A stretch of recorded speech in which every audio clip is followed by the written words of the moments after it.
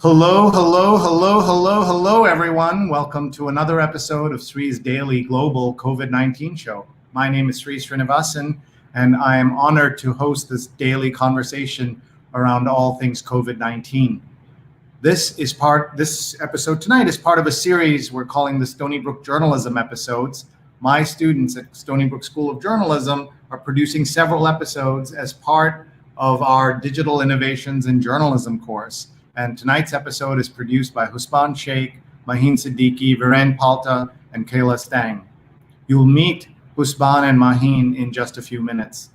Our topic is COVID-19 and social influencers, and you're going to meet two influencers who will talk about how they've been handling the pandemic, what they've been up to. You'll meet Emma Nasowitz, who's a nutritional influencer at Nutritional Blonde, and Tushis Azad. He's a TikTok magician at Tushis_54. You'll meet both of them, and you'll get a chance to talk to them, and also maybe see a magic trick or two and get some tips and advice as well. So please stay tuned, and please tell your friends and family to join us.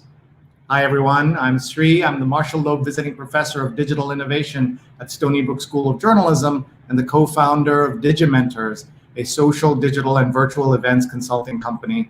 I'm so honored that you're all here with us tonight, and we're going to have some fun today. We're going to learn a lot, as we do in every one of our episodes. If you haven't seen the show before, we, in our first 215 days, have had more than 1 million viewers, 156 million social impressions, 386 guests, 228 of them women from 68 cities and 20 countries, including the chief scientist of the World Health Organization. You can find our archives on youtube.com/Sreenet. We're in partnership with Scroll Global and Scroll.in.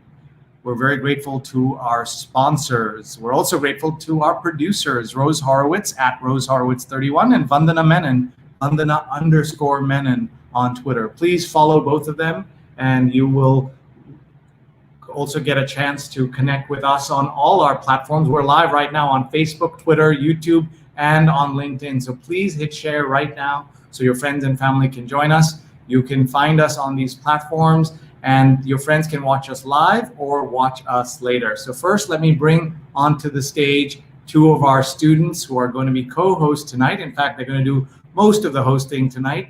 And I'm very grateful to Maheen, Siddiqui, and Husbaan Sheikh for being here. And first, let me say hello to the two of them. Hi, folks. Hi. Hello. Thank you for being here, and thank you for all your hard work in this course. I know this is producing live television is not always easy, and Husbaan has already had a chance to do this. So Maheen, how are you feeling? Kind of nervous, but I'm excited to see where this goes. That's great. And so tell us where you are right now, and also tell us a little bit about how you're handling school that's all remote. Yeah, so currently I'm in my dorm room on Stony Brook University, and remote school is very interesting. I think it's definitely a different pace and a different switch up from how school used to be. But I think if your time management skills are good, you have it in the bag. All right, that's good to know. And Husbaan, how are you handling everything? I'm actually on campus right now in my dorm, and I think I'm having a good time. Well, with online schooling, it's definitely a challenge. You go from literally not seeing your face at all to only staring at your face on Zoom calls. But overall, I definitely think I'm trying my best to keep up with everything. And we love it when people weigh in with comments. Elisha says, good luck, guys. Paula's watching from Tallahassee, Florida, and she's wearing a mask. Isn't that awesome? And Jonathan is watching from the East Village. He's ready for the Day of the Dead. And everyone, tell us where you're watching from and what you are interested in hearing from these influencers they've brought on stage. So before I bring them on, Husbaan, do you want to tell us a little bit about them? Yeah, so we have two amazing guests today. Emma is actually a nutritionist, and she's a strong advocate for body positivity and forgoing those generic diets that don't really do anything. Emma has a really strong presence on like Instagram specifically, and she does great work trying to evoke happiness throughout the world. Speaking of happiness, Tushis Azad, our other guest, is a magician, very prominent on TikTok. He's met so many celebrities throughout his quest. He's actually a college student, so he's our age, which is awesome. And he basically goes around and showcases his skills to so many celebrities throughout the world, which is awesome. Well, that's great. So I'm going to bring them on stage so that they can say hello, and then we'll go from there. Hi, folks. Thank you so much for being here. We really appreciate your time. Thank you for having us. Thank you for having us. My first question is always the same. Let's start with Emma. How are you? Where are you? And how's your family handling the pandemic? So I'm handling it good. My family is good. Everybody is safe, which is good, safe and healthy. I am in my apartment in Long Island, New York, kind of close to Stony Brook University. And this was a coincidence, right? They didn't know you were in Yeah. Long Island, so this is great that you're able to help out one of your hometown universities. So that's great. And let's ask Tushis the same question. I'm actually in my friend's dorm room right now. I'm also a college student, so I go to St. John's University, and I'm studying computer science, but like I do magic on the side. So Maheen there. I'm originally from Bayshore in Long Island, so that's where I'm originated from. Same place as Husbaan, by the way. So. Yeah, this is all Long Island edition. So yeah. I'm going to hand you over to our students who are going to take it from here. And good luck to everybody. And I'll be listening and watching. Thanks very much. Hey, hi guys. Hello. So the first question we want to start off with was just kind of getting to know you guys better. So if we could just start off with Emma. Could you just explain, like, how did you transition from being a nutritionist to a social media blogger and how that came about? Yeah, so I started off my career as a nutritionist, and I always personally found it a little hard to be in this field, being in a little bit of a larger body. So I felt I almost didn't really belong, or people wouldn't take me seriously because I was in a larger body. But I soon started to realize that there's so many other women that are kind of masking and putting on masks to kind of fit a mold that doesn't necessarily always make sense. So I started, kind of dabbling in intuitive eating and learning more about the body positivity movement. And then I kind of went through my own self-love journey and just being open and honest throughout social media and sharing my journey. And a lot of women kind of gravitated towards that and wanted help more with self-love and learning food freedom and how to heal their relationship with food. So then that's how I started making that switch, which has been amazing. I've been able to grow so much personally and emotionally, and been able to take women along that journey as well, which has been just so inspiring and so heartwarming and great to allow women to learn to love the skin that they're in. That's awesome. Thank you so much for that. I especially wanted to ask you, what would you describe as intuitive eating? So intuitive eating really is a health approach way to food that doesn't have any restrictions or any rules to it. And a lot of times people kind of think it's like a free-for-all, eat whatever you want.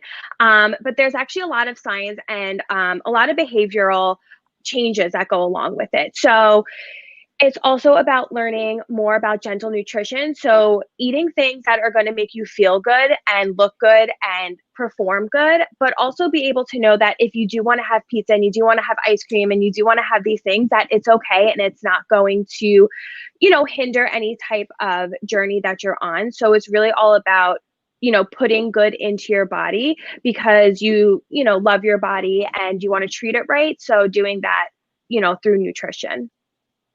Yeah, thank you so much for that. That's wonderful. It was great to hear your origin story. And I would love to hear Tush's as well. Like, how do you think you got involved in magic, and how do you think it ended up with you being a social media influencer? I've been doing magic for a long time. It started in third grade, actually, for my third grade talent show. I wanted to do something for the third grade talent show, but I asked my dad, like, what should I do? Like, he's like, oh, why not magic? I was like, I don't know how to do magic. He's like, oh, I'll just buy you a magic kit. And that's how it started, like in the third grade talent show. And there was a little break in between, but then I started again in middle school and like just show people in like lunch tables, in high school, show people in lunch tables. But it started like take off when I was in college, when like the first year of college, when I did one celebrity, like he was a Musical.ly star, Jacob Sartorius.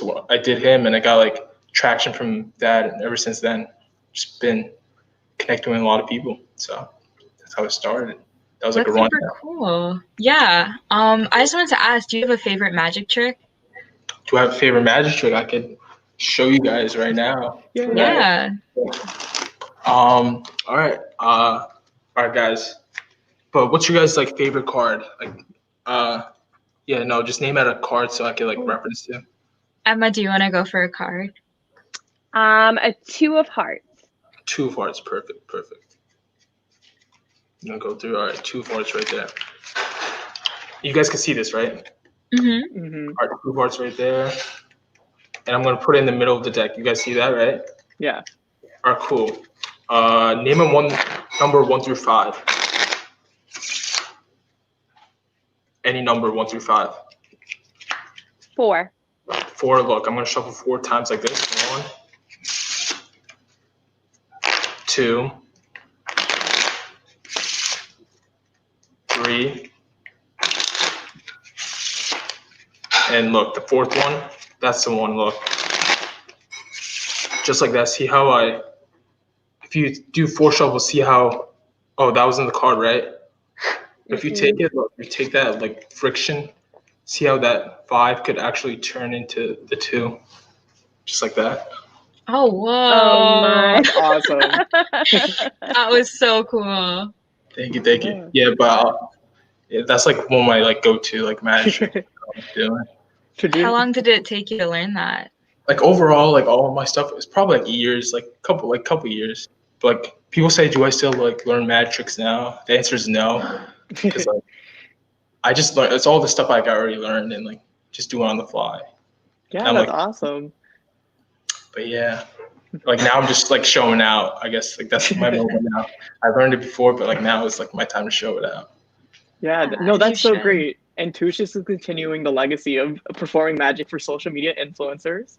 And I just wanted to use that as a transition into the fact that both of you use different platforms to engage your audience. Tush mainly uses TikTok, and Emma, you mainly use Instagram. I guess we can start with Emma, but then Tush can answer afterwards. But what do you think are the advantages or disadvantages of your specific platform? And what are some of the reasons why you chose that platform to engage an audience?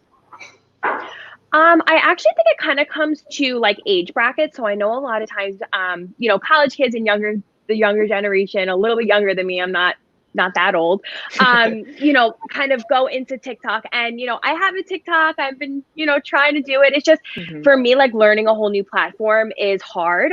But for me, I really just kind of started growing on Instagram. I have Facebook. I have my own Facebook page, but I think just most of the women just happened to find me on Instagram, and it really just started to kind of expand from there, where I've gotten, a lot of articles written about me that are specific to my Instagram page, or people found me through Instagram.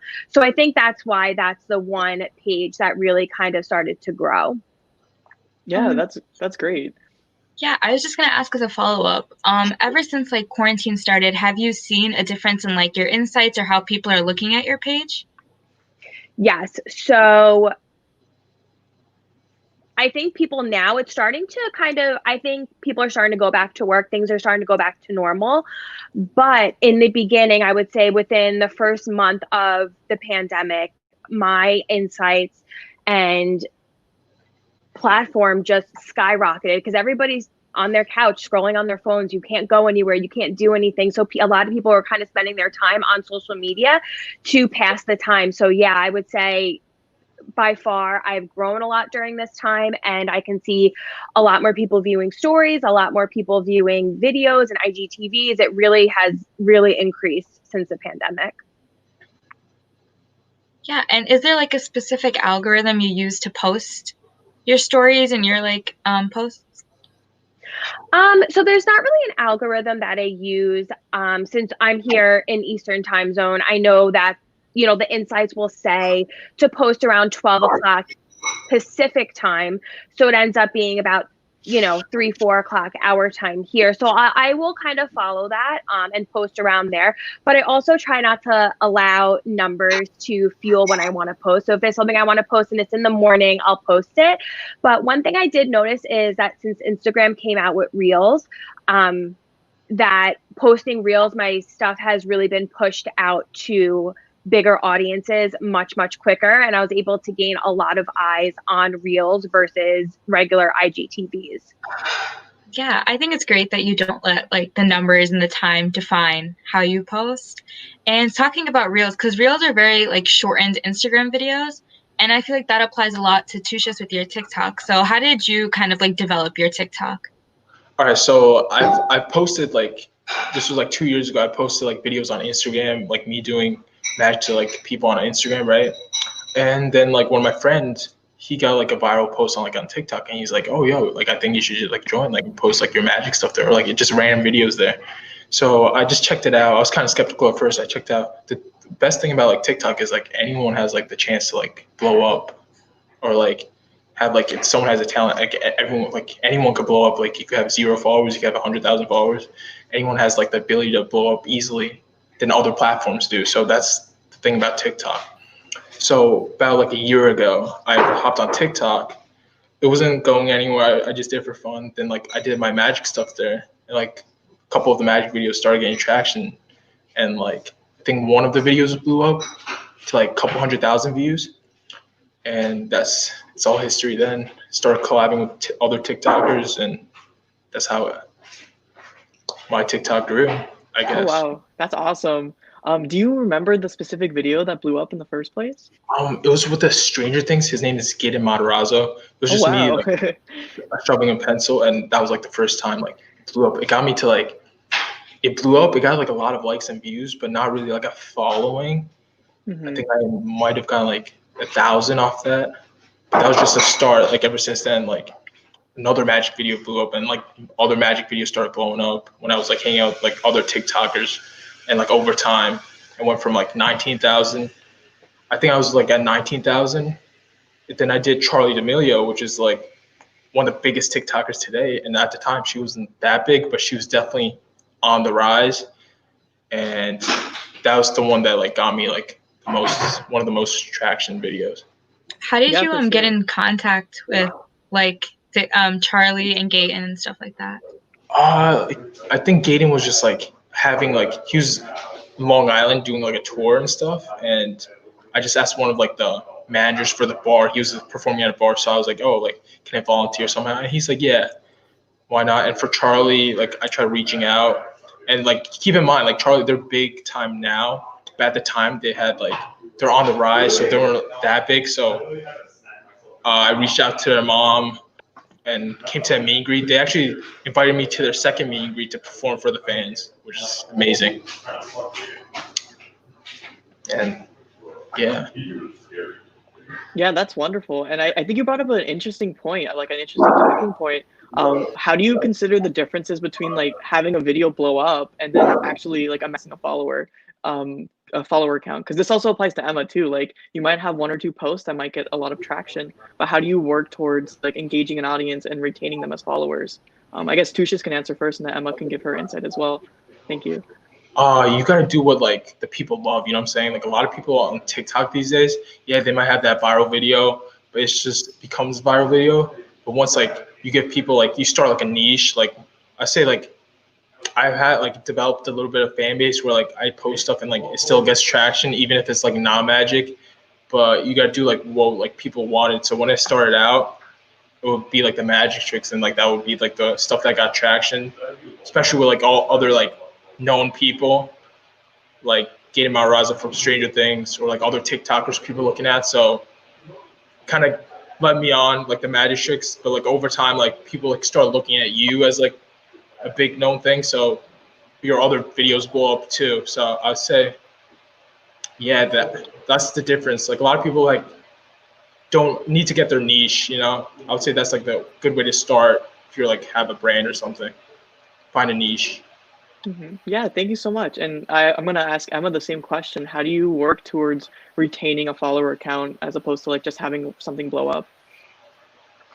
Well, for me, I try to build more of a community. So I know Instagram, again, is very different than TikTok. So I'm able to really spend the time in my direct messages. I'm always messaging people, always commenting back, and then thinking, how can I take this off of this platform? So, because at the same time, we don't own Instagram. If Instagram goes away, I want to still have connections with people. So I have an email list and I'm able to send newsletters and still stay connected with people. And then also, again, pre-COVID, I was planning a in-person retreat. So be able to take that community of women and bring them into real life and real life relationships and real life connections. That had to be put on hold due to COVID, but I did start doing virtual workshops. So that was another way to be able to keep that connection during these times. Yeah, so I was looking at your page and I saw, I don't know if this was post-COVID, but I saw you were developing like a podcast. Can you tell us what that's about?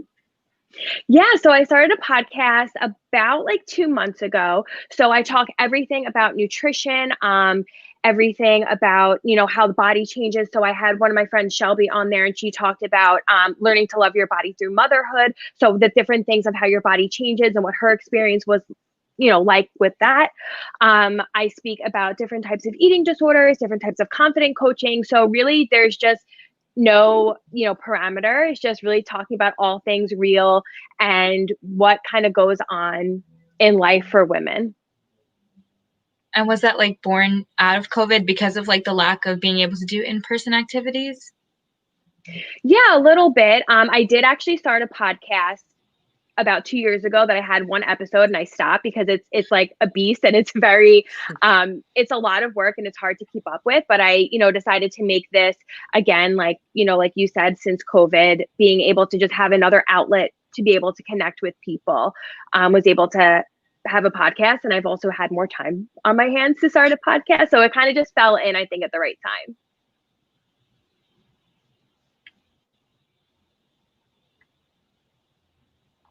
Yeah, that's great. I would love to follow up and say, with most people staying at home for a majority of this year, how do you think people's nutritional needs have changed because of the pandemic?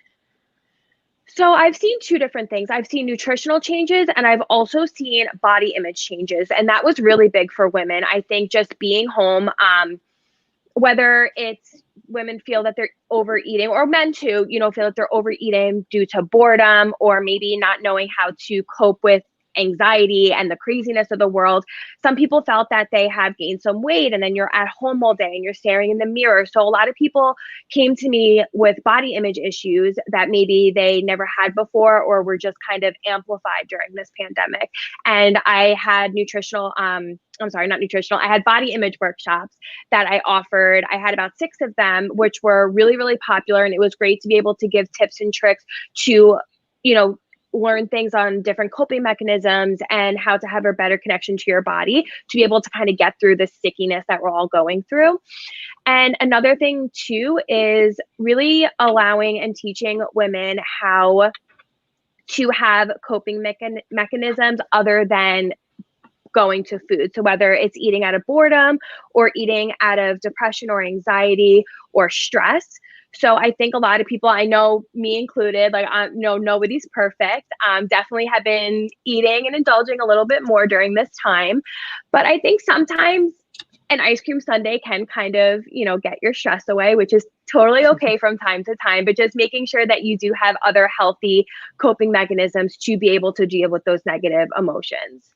I love that. Thank you so much for doing such like inspiring and like helpful work.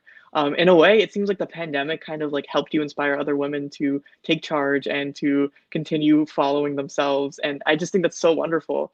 In regards to the pandemic, thank you for everything that you do. In regards to the pandemic, like affecting your line of work, I have a question for Tushis. How has the pandemic affected you meeting like celebrities and doing magic and stuff like that? Yeah, no, it definitely affected me. That's where like your creativity like comes in, or like, so I actually like gained like a lot of following during quarantine because like I maintained like I thought like that was not the case at all. But all of a sudden like I built up that little bit fan base. Like I said, like I started out with like just doing what people like, but like then like people switched over, like seeing like my personality. So like there's a lot of videos of like my personality just like blowing up, like people just like, getting traction. So I would say like I started with start of quarantine, I say 50,000 on TikTok and like 6,000 on like on Instagram. Oh wow. And after like the summer and everything, I hit 100,000 and like 16,000 on Instagram. That's all crazy. due to like, stuff like just showing off my personality, like magic tricks here and there, like other videos like I kept stored. There's a lot of videos like I haven't shown people, but like I have videos with like other people that I've like saved until summer to like post. So those like got traction. So Yeah, and if we look at the video right here, this is you with Little Huddy and Charlie D'Amelio from TikTok with huge followings. Yeah, no, they're I know Charlie like a little bit well, but like Little Huddy, like that was that playlist live. So right before quarantine, playlist live, a lot of like TikTokers are there, like YouTubers are there, and I have like a lot of friends that were like in that like atmosphere. So like going to playlist live like really like helped my brand in a way for me, just showing like other creators magic tricks and like giving me that traction. And that's amazing. And I just wanted to ask, like you said, you have to become like kind of more creative with how you post and what you post. So like, what are some of like the more creative things you've done with TikTok? Like just doing the trends. Like there's like different trends. Like I'm not really a dancer, but like some like trends, like, using different sounds, like using like almost like memes and stuff like that, and just showing it off, like stuff like that just blew up. Yeah, and have you been doing kind of like, I know a lot of TikTok creators do like TikTok lives to try to gain more audiences. Have you been trying to do those? I did that. I started doing that a little bit like a month ago, but I haven't really been on TikTok live. It's something I got to work on, but like I've like experimented with it. Like I think the highest viewer count I had was like 200 at like one live stream, so which is pretty cool. But yeah, like that's one way to like engage like your like die-hard audience. I would say like live streams, and because they're the ones just like checking in on you all the time, and those are like your true fans. You know what I'm saying? Yeah, and speaking of like having like a following and a die-hard audience, I wanted to ask both of you, whoever wants to answer first, how do you deal with like comments? Like, do you find them helpful, or do you find them like distracting towards you? Like, what do you guys think about comments? Like, how do you guys approach those? Comments, I would say it could be good or bad. There's like a lot of positive comments, a lot of like hate comments.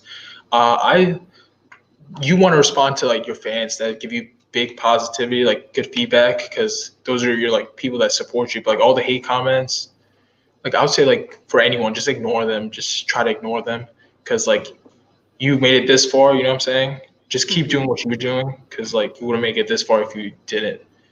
But I would say engage like with the comments, engage with your fans too. You don't want to like ghost them either, because like those are your fans just supporting you.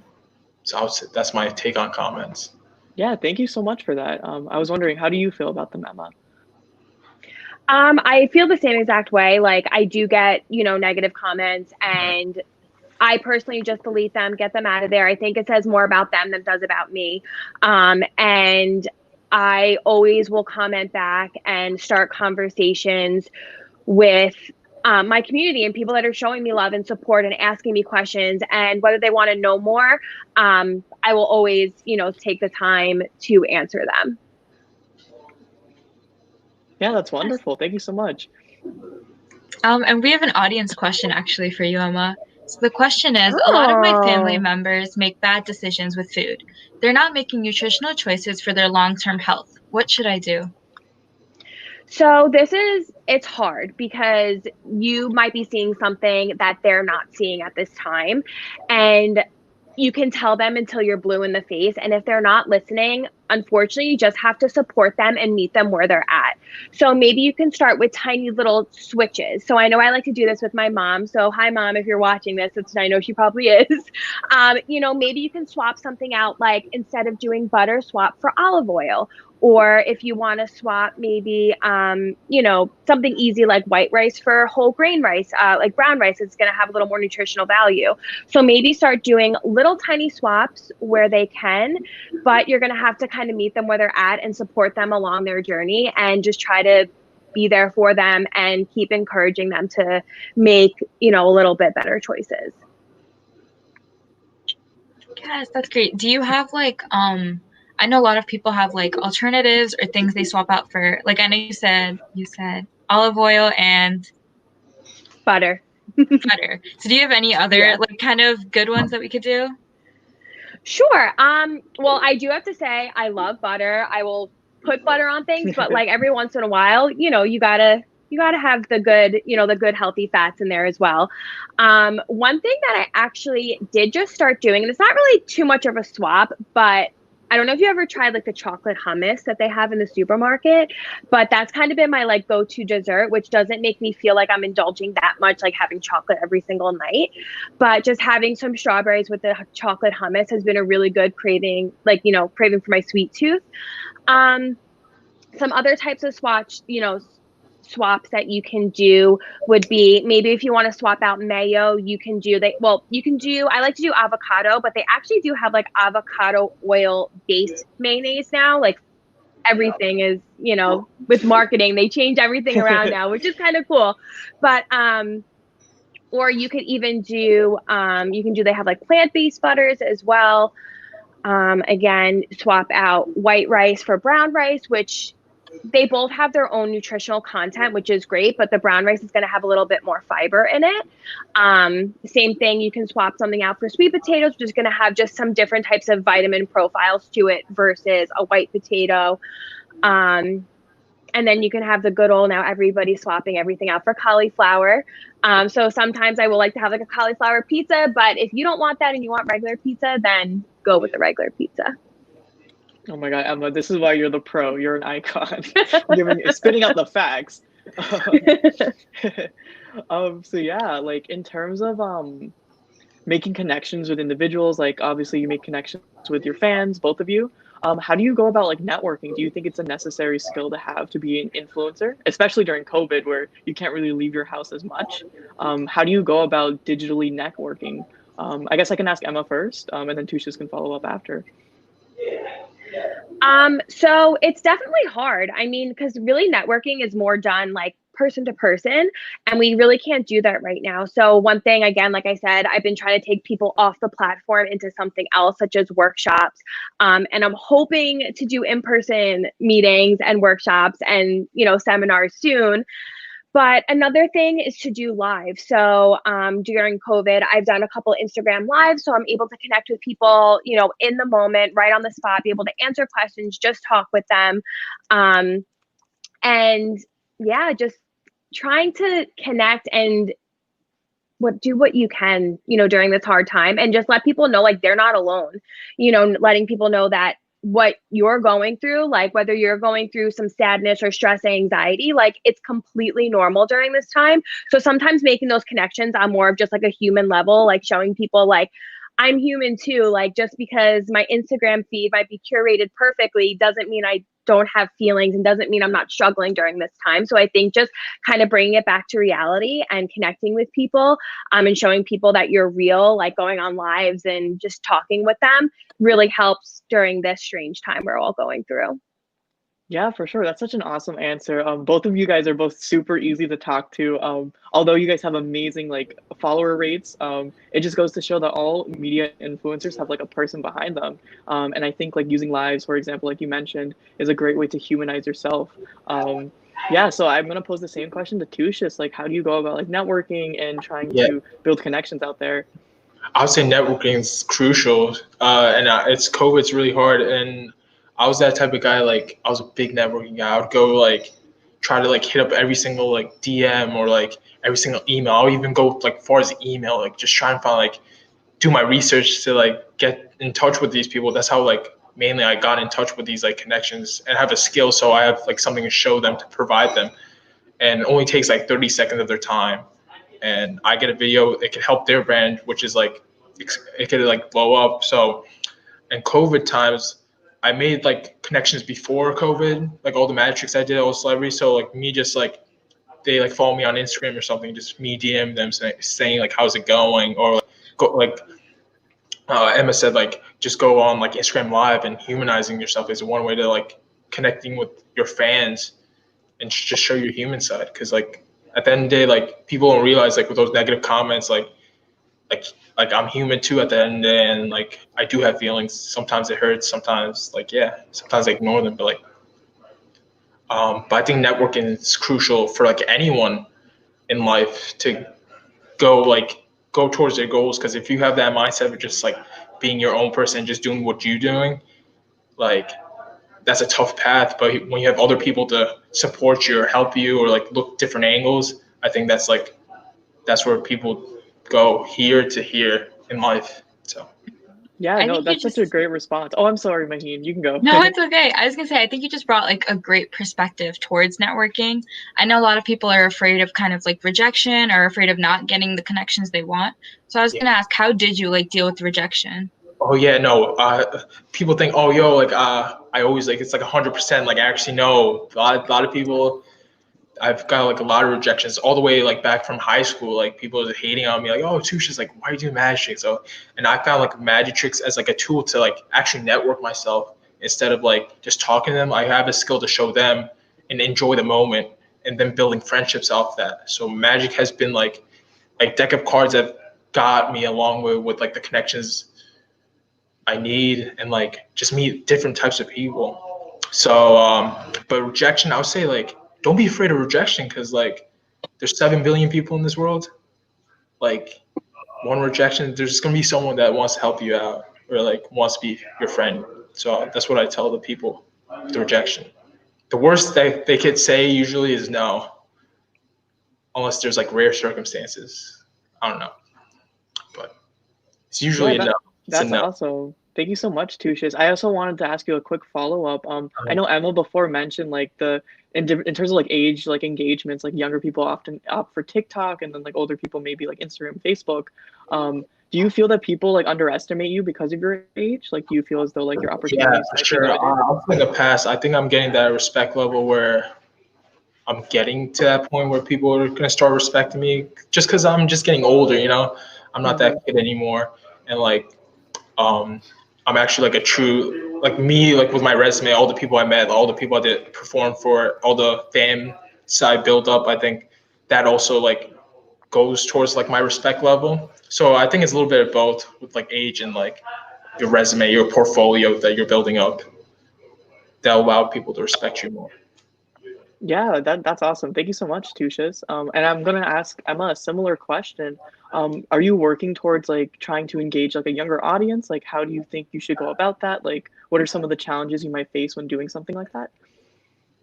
Yeah, so pre-COVID, I started pitching myself to actually do assemblies at school districts because I wanted to be able to, be able to reach a younger generation of girls and women to learn to love their bodies and learn to love about diversity in different body sizes. So I definitely would like to connect, and I'm trying to connect with a younger generation. I mean, like younger than like social media generation, like younger girls.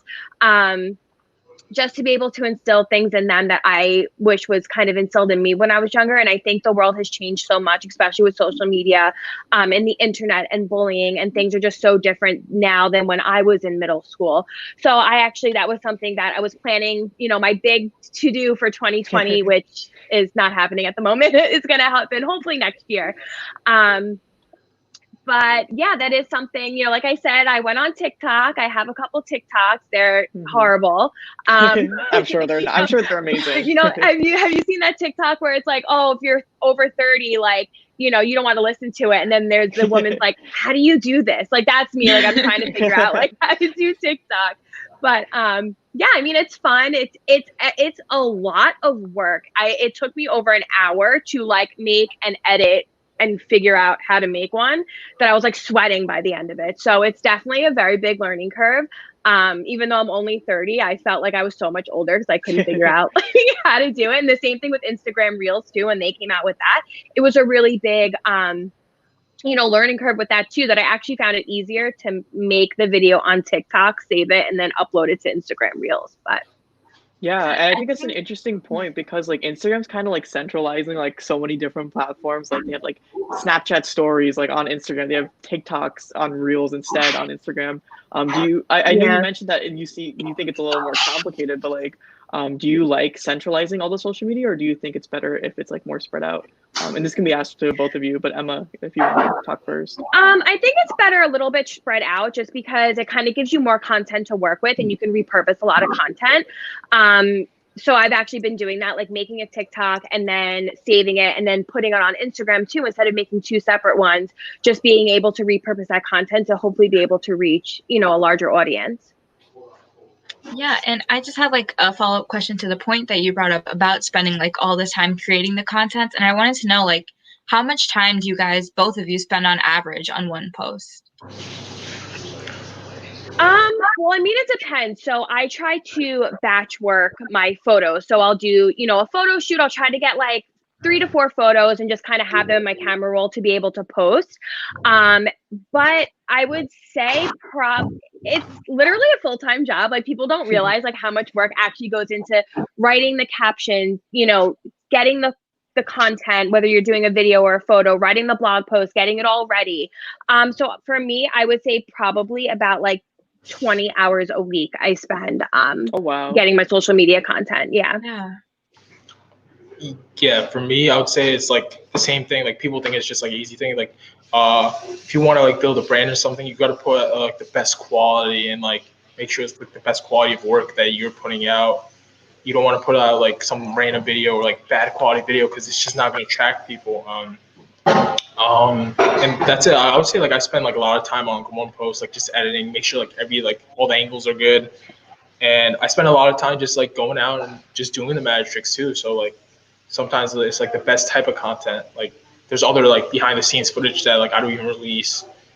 And it might be like hours, literally like hours worth of like footage that like I don't even release. And you're just seeing a good like 2-minute like clip or like 3-minute clip. We're just like, yeah. Just going for that. It's just like the editing is but like anyone who wants to start their brand, I think is editing is like the best, like crucial for like starting your brand because you want to put out the best quality. Yeah, for sure. I mean, I've heard a lot of things about editing. I remember I tried to edit a video for like a school project and I started crying because it was so difficult. I'm sure it's like really like for like the average consumer, I'm sure we just go on social media and we just swipe, like. But in terms of like actually producing that content, there's so much thought, and it's truly inspiring, like hearing how much thought you guys put into each post that you send out there to the world. So thank you for like being very motivational, for Tushis for doing magic tricks to inspire people during the pandemic, and Emma for actually like hosting workshops and trying to engage an audience during the pandemic. So thank you guys so much for your hard work. Oh, thank you. No, thank you. Yeah. Hi, folks. This is such a great conversation. Before we let you go, I wanted to hear your advice for people who would like to get started in your respective fields, magic and giving people advice, and in the food side of social media, but are feeling intimidated or are disappointed that they're not getting the traction that they think they should be getting. So let's start with Emma. I would say if this is your dream and something that you want to do, whether it's, social media, influencing, motivational speaking, or just getting into nutrition, whatever your passion is, like, don't let anybody sway you, and the hard work will pay off. I believe that when you put good in, you're going to get good out. So it's hard work, but definitely keep doing it. If you post one post and it doesn't get a lot of traction or doesn't get a lot of likes or a lot of views, don't let it get you down. Keep posting, keep motivating, keep putting out your own story, and just stay true and authentic to yourself. And people will see that through your content, and people will gravitate towards that. That's great. Thank you. Let's talk to Tushis about this. And yeah, I agree. The same thing.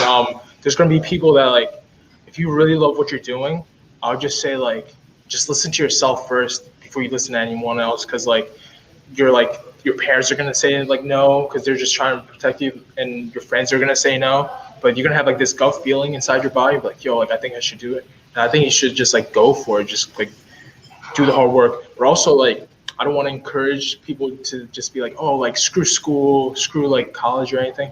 I would say like try to have like backup plans, like do what you're doing and also have backup plans. Like me, like I'm in college, I'm almost graduating with computer science, and I do magic as a like, side thing, and me having that backup plan just gives me a lot of stability instead of me just going all out.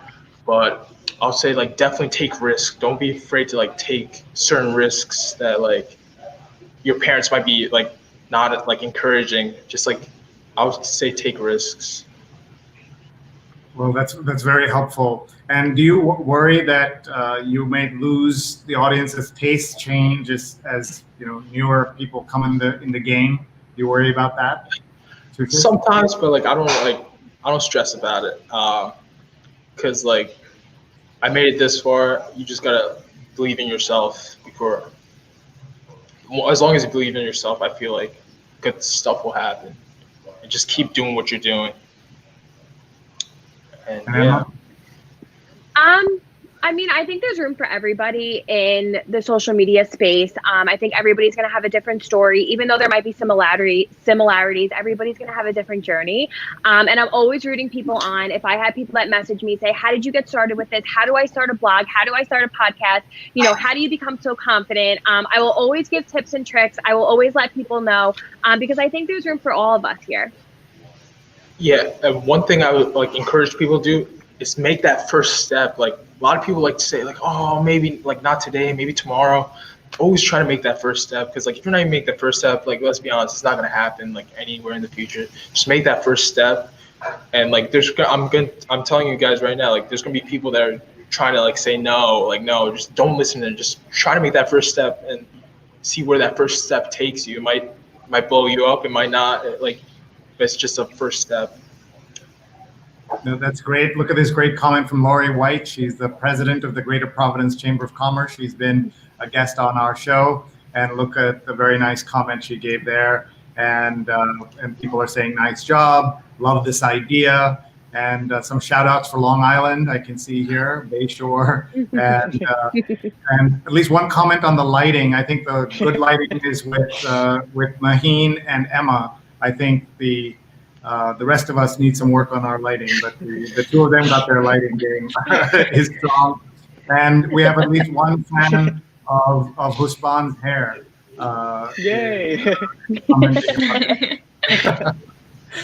Well, before we say goodnight, I want to ask the students what it was like to do this interview. We normally do this all off stage, but we'll do this on camera. We'll ask the students what they learned, and especially for Maheen, this was her first time on camera. And before we leave, I would like to do like another magic trick too, just to end up. Ooh, sure, yeah. We'll yes, that would be great. Yeah. Yes. But like, do you want to ask questions first from the audience, or? Okay, we'll go to Maheen and Husbaan, Emma, and then we'll end with the magic trick. So watch out, everybody. Stay tuned. Maheen, go ahead.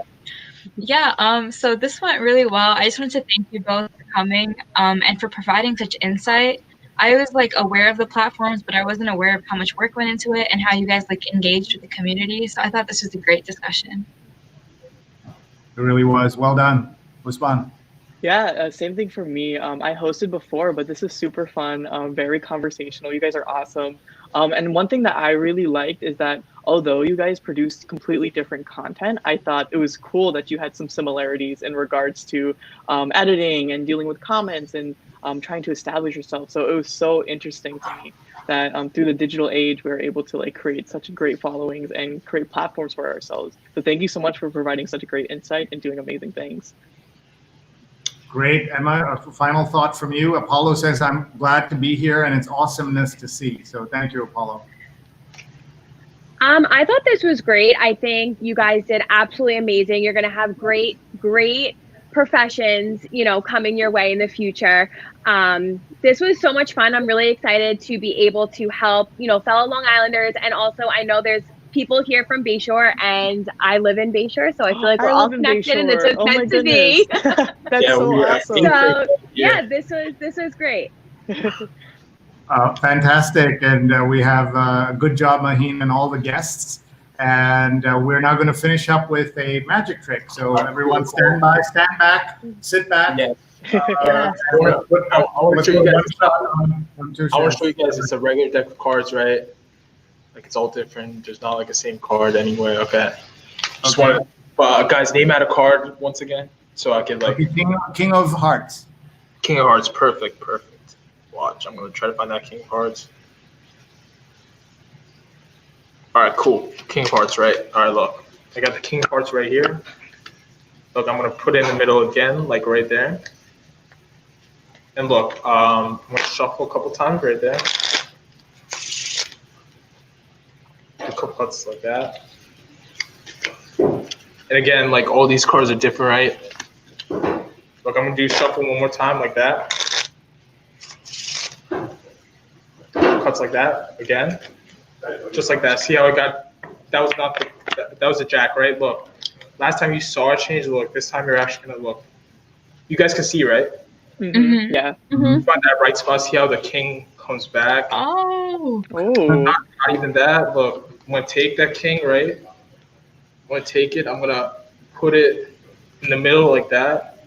Snap finger. See how king jumps back. That is so cool. All right, one more time. See, look at that king really closely. All right. Don't take your eyes off it. Right. Not taking your eyes off it. All right. I want to push in the king. Oh no, that's not it. See, you lost it. Oh. Oh. Yay.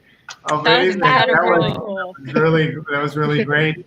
I want to say that this is now on tape, so people can go back on Twitter and scrub through it and try to find out how he does it. But it's obviously magic. So that's the answer. Thank you so much for a great evening, a great Thank you. Thank you for having us. Yeah, well done, everybody. Thank you, Husbaan, Maheen, Emma, and Tushis. Everyone follow Emma, please, at Nutritional Blonde and nutritionalblonde.com. And Tushis is Tushis_54. Why that number? That's my birthday, May 4th. You're born in May? Yeah, I'm born in May. I'm a Taurus, by the way, if anyone wondering. Okay. Good or bad? I don't know. I don't know a lot about this stuff, so. Look at this, a tasty and magical show, says Jonathan. Thank you. He's watched 223 episodes, so when he says it's good, it's good. And we've got another Bayshore person and someone saying something nice. Thank you all, everyone, for being here. We're so grateful. Everyone say good night. Thank you. We'll be back 9 p.m. tomorrow, everybody. Bye. Thank you.